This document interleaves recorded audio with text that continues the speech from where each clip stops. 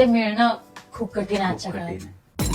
तुझ्यामध्ये प्रेमाची परिभाषा तरी काय आहे? प्रेम ते आपल्याला भेटलंच पाहिजे असं ना. आकर्षण ना हे डोळ्यांनी सुरू होतं, म्हणजे डोळ्यांना आवडतं तेव्हा ते सुरू होतं. प्रेम हे मनापर्यंत पोहोचतं, मनाला भावतं ना तेव्हा ते सुरू होतं.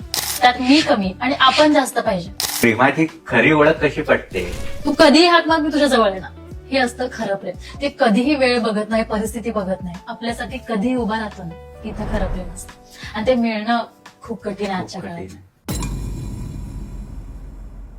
सपोज ती मला नाही भेटली किंवा त्याला असं म्हणता येईल की माझं ते एकतर्फी प्रेम आहे. एकतर्फी प्रेमात ना रिलेशन नसतं, पण ती जी मनातली भावना असते ना त्या व्यक्तीसाठी, त्या माणसासाठी, ती वेगळीच असते रे.